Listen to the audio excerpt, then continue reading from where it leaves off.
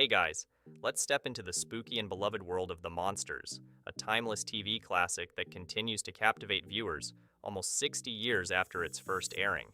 It reigns supreme in the hearts of fans worldwide, from Mel Blanc voicing the Raven to Herman's costume being a personal torture chamber for Fred Gwyn.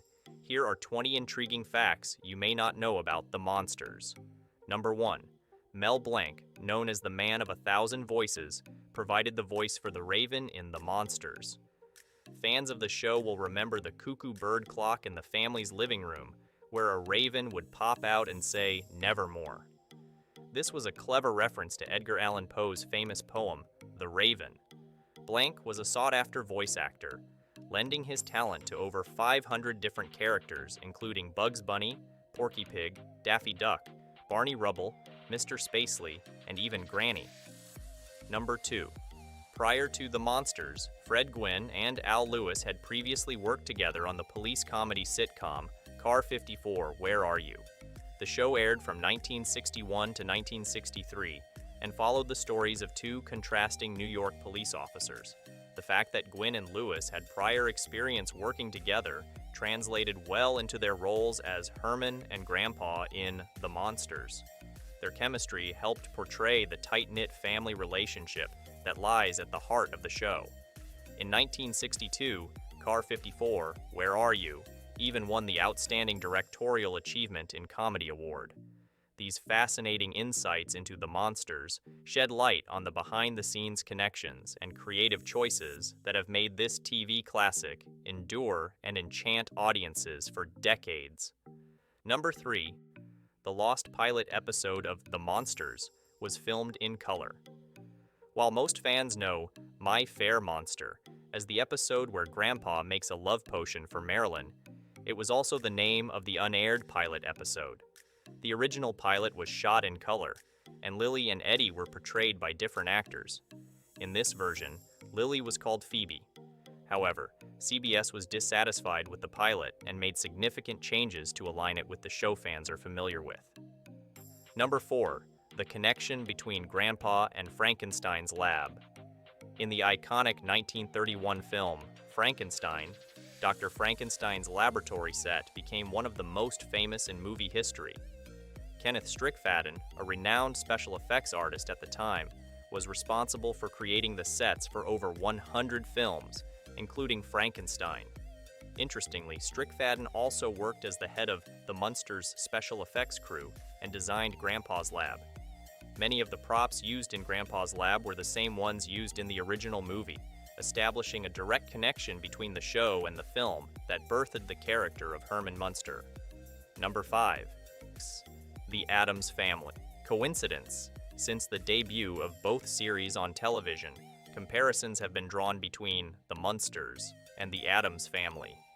Both shows revolved around the misadventures of eccentric and unconventional families who lived outside societal norms. Interestingly, The Munsters and The Addams Family premiered in the same week, although on different networks. While it may seem like CBS was trying to replicate ABC's success with a spooky-themed family sitcom, it was merely a coincidence. Neither network was aware of the other's plans, and the misconception that one show inspired the other is unfounded. Number 6. The reason why The Munsters was shot in black and white. When The Munsters premiered in 1964, color television shows were already becoming popular. However, the decision was made to film The Munsters in black and white. Several factors contributed to this choice, with cost being a significant factor. Filming in black and white was more budget-friendly compared to color.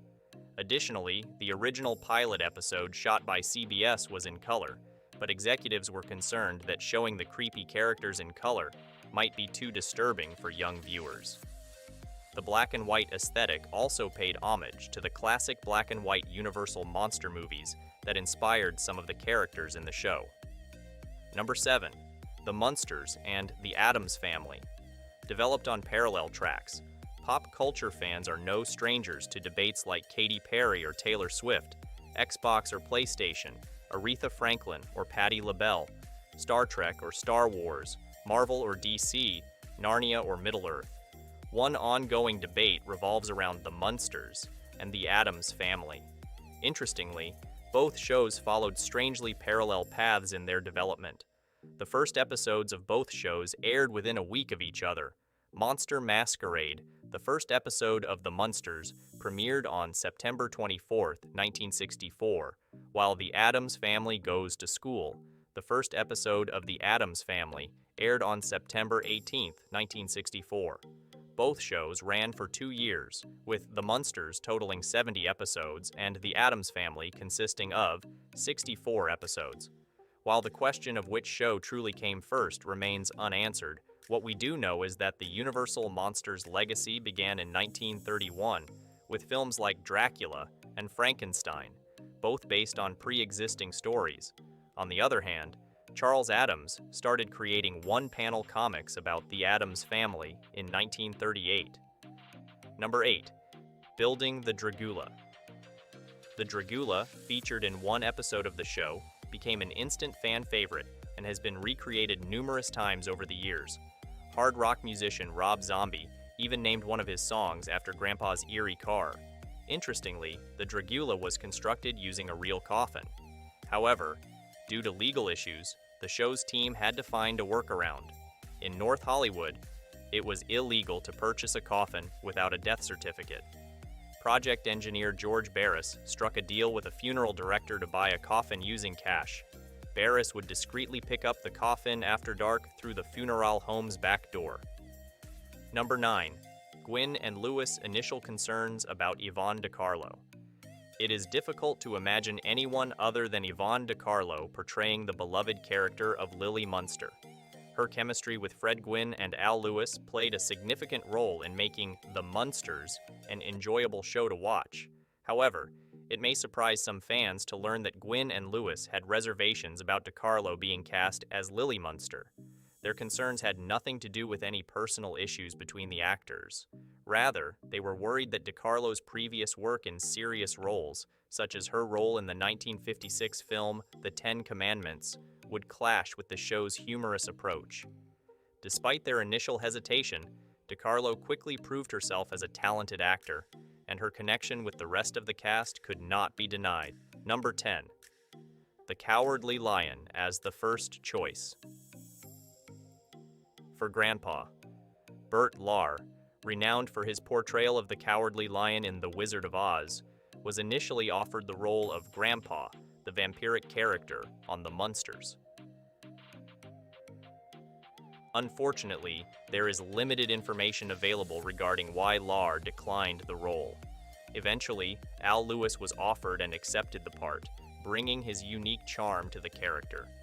Similarly, John Carradine, known for his work in westerns, was initially considered for the role of Herman Munster, while child actor Billy Mumy was also in the running for Eddie Munster. Fred Gwyn and Butch Patrick, who later filled the roles, were not the filmmakers' initial choices. Number 11. The Munsters comic books. The popularity of The Munsters created a demand for merchandise featuring the beloved monster family, expanding the market for related products. However, the Comics Code Authority imposed a rule prohibiting the depicting of vampires in comic books, making it challenging to break into the industry. Gold Key Comics, an independent publisher operating outside the Comics Code Authority, stepped in. Between 1965 and 1968, they released a total of 16 issues of The Munsters comic books, featuring full-color photographs of the show's cast and stills from the series on the covers. Number 12.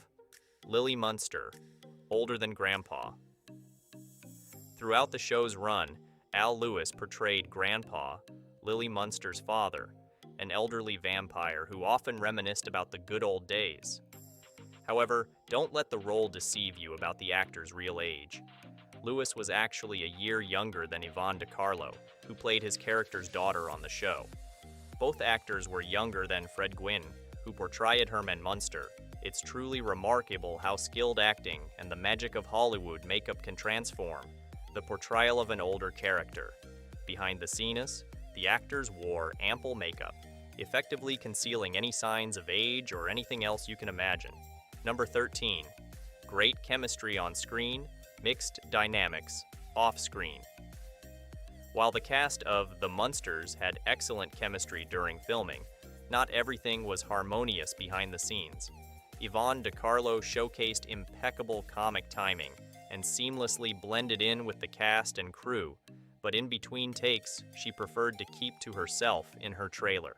Her frequent requests for hair, makeup, and nail adjustments caused production delays, frustrating some of her colleagues. Throughout the show's 2-year run, she went through 5 different stylists, adding to the behind-the-scenes tension. Number 14. Created by the team behind Leave It to Beaver. Joe Connolly and Bob Mosher, the creative minds behind the beloved family sitcom Leave It to Beaver, adhered to the motto of "Write what you know."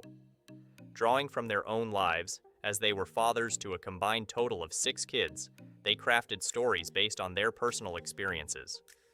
When they embarked on creating a sitcom about a blue-collar family residing in the suburbs who happened to be monsters, they aimed to ensure that children wouldn't be frightened of the characters, unlike the classic portrayals of Frankenstein or Dracula in Saturday afternoon creature features. Thus, they depicted Herman as a hard-working father who brought a boxed lunch to work every day and imparted common sense to his young son. Despite serving dishes like rolled hyena foot roast for dinner, the mother exuded kindness and care. The presence of an old grandparent with a laboratory in the dungeon completed the picture of a warm, down-home Americana. Number 15. 2 actresses portrayed Marilyn.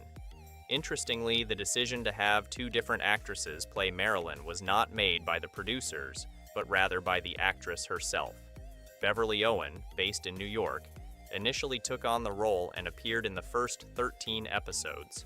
However, she was unhappy during her time on the show, as she missed her fiancé, who resided on the East Coast. Fred Gwyn and Al Lewis advocated for her with the producers, leading to her release from the contract. Owen returned to her hometown, tied the knot, and eventually secured a role on the soap opera Another World, which was filmed in New York. Number 16. Gwyn's makeup transformation. Fred. Gwyn's transformation into Herman Munster involved a remarkable journey of makeup and special effects. Like iconic characters such as the Grinch, Mrs. Doubtfire, and Norbit, Gwyn's distinctive appearance became ingrained in pop culture. To bring Herman to life, Gwyn had to wear foam rubber padding underneath his outer suit to achieve his larger-than-life physique. The added padding caused him to sweat profusely, resulting in some weight loss during filming. To combat this, Gwyn would consume a significant amount of lemonade on set to stay hydrated. Number 17. Pat Priest's casting. Pat Priest, the daughter of United States Treasurer Ivy Baker. Priest secured the role of Marilyn in part due to her physical attributes. Not only was Priest a blonde, unlike her predecessor, who wore a wig as Marilyn due to being a brunette, but she also shared a similar height and nearly identical measurements with the previous actress.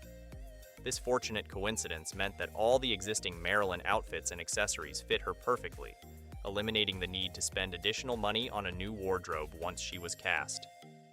Number 18. The Munsters merchandise. The popularity of the Munsters skyrocketed as they appeared in TV commercials, participated in parades, and even starred in a made-for-TV movie.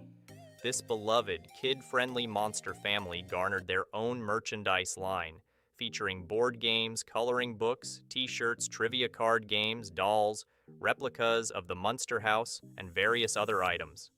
Since only a limited quantity of these monster products were produced, collectors from across the country are now willing to pay a premium for them. Additionally, ABC created an animated pilot called The Mini Monsters in 1973, with Al Lewis once again lending his voice to Grandpa's character. Number 19.